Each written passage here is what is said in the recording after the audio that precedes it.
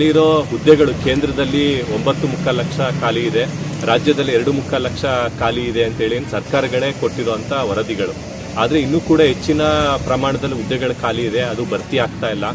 ಹಿಂದಿನ ರಾಜ್ಯ ಸರ್ಕಾರ ಕೋವಿಡ್ ನೆಪ ಹೇಳಿದ್ರು, ಈಗಿನ ಸರ್ಕಾರಗಳು ಒಳ ಮೀಸಲಾತಿ ಹೆಸರಲ್ಲಿ ರೆಕ್ರೂಟ್ಮೆಂಟ್ ಆಗದೇನೆ ಇರೋ ಥರನೇ ನೋಡ್ಕೋತಿದ್ದಾರೆ. ಹಾಗೆ ನಾವು ಕೇಳ್ತಾ ಇರೋದೇನಂತ ಹೇಳಿದ್ರೆ, ಈ ಹಿಂದೆನೂ ಕೂಡ ಧಾರವಾಡದಲ್ಲಿ ಇರ್ಬೋದು, ಬೇರೆ ಬೇರೆ ಕಡೆ ಹೋರಾಟದ ಫಲವಾಗಿ ಅವರು ನಾವು ನೋಟಿಫಿಕೇಶನ್ ಕರಿತೀವಿ ಅಂತೇಳಿ ಹೇಳ್ಬೇಕಾಗಿ ಬಂತು. ಜೊತೆಗೆ 5 ವರ್ಷ ಏಜ್ ರಿಲ್ಯಾಕ್ಸೇಷನ್ ಕೂಡ ಹೋರಾಟದ ಫಲವಾಗಿ ಆಗಿರೋದು. ಮುಂದಿನ ಹಂತದ ಹೋರಾಟ ಏನಿದೆ ಅಂದ್ರೆ ರೆಕ್ರೂಟ್ಮೆಂಟ್ ಆಗಬೇಕು ಅನ್ನೋದು, ಅದನ್ನ ಈ ಕೂಡಲೇ ಮಾಡಬೇಕು ಅಂತೇಳಿ ನಾವು ಎರಡೂ ಸರ್ಕಾರಗಳು ಕೂಡ ಆಗ್ರಹಿಸ್ತಾ ಇದ್ದೀವಿ.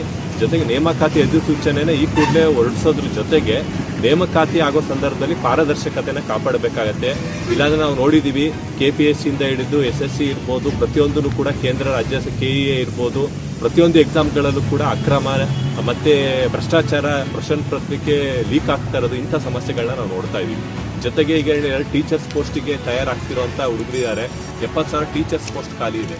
ಆದ್ರೆ ಈಗ ರಾಜ್ಯ ಸರ್ಕಾರ KPS ಮ್ಯಾಗ್ನೆಟ್ ಸ್ಕೂಲ್ಗಳನ್ನ ತಂದು ಪಂಚಾಯಿತಿಗೊಂದು 6 ಕಿಲೋಮೀಟರ್ ವ್ಯಾಪ್ತಿಗೆ ಒಂದು ಸ್ಕೂಲು ಅಂತ ಮಾಡಿ ಸ್ಕೂಲ್ಗಳನ್ನೇ ಮುಚ್ತಾ ಇದ್ದಾರೆ. ಇವಾಗ ಟೀಚರ್ಸ್ ಪೋಸ್ಟ್ ಎಷ್ಟೋ ಜನ D.Ed B.Ed ಮಾಡ್ಕೊಂಡಿದ್ದಾರೆ, ಅವರಿಗೆ ಪೋಸ್ಟ್ಗಳು ಕಾಲ್ಫಾರ್ಮೇ ಆಗಲ್ಲ ಅನ್ನೋ ಪರಿಸ್ಥಿತಿ ಇದೆ. ಅದೇ ತರ ಪೊಲೀಸ್ ವಯೋಮಿತಿನೂ ಕೂಡ ಏರ್ತಾ ಇದೆ, ಅದನ್ನ 5 ವರ್ಷ ಅಂತ ಮಾಡಿದ್ದಾರೆ. ಆದ್ರೆ ಪೊಲೀಸ್ ವಯೋಮಿತಿ PC-ಗೆ PSI-ಗೆ ಓದ್ತಾ ಇರುವಂತ ಸಾವಿರಾರು ಜನ ಜಾಬ್ ಆಸ್ಪಿರೆಂಟ್ಸು ಚಾಮರಾಜನಗರ ಸೇರಿದಂಗೆ ಇಡೀ ರಾಜ್ಯದಾದ್ಯಂತ ಇದ್ದಾರೆ. ಈ ಕೂಡಲೇ ಈ ತರ ಪೊಲೀಸ್ ಇಲಾಖೆ ಇರ್ಬೋದು, ಶಿಕ್ಷಣ ಇಲಾಖೆ ಇರ್ಬೋದು, ಆರೋಗ್ಯ ಇಲಾಖೆ ಇರ್ಬೋದು, ಪ್ರತಿಯೊಂದು ಇಲಾಖೆಯ ಖಾಲಿ ಇರೋ ಹುದ್ದೆಗಳನ್ನ ಭರ್ತಿ ಮಾಡಬೇಕು ಅಂತೇಳಿ ನಾವು ಈ ಸಂದರ್ಭದಲ್ಲಿ ಸರ್ಕಾರಕ್ಕೆ ಆಗ್ರಹಿಸ್ತಾ ಇದ್ದೀವಿ.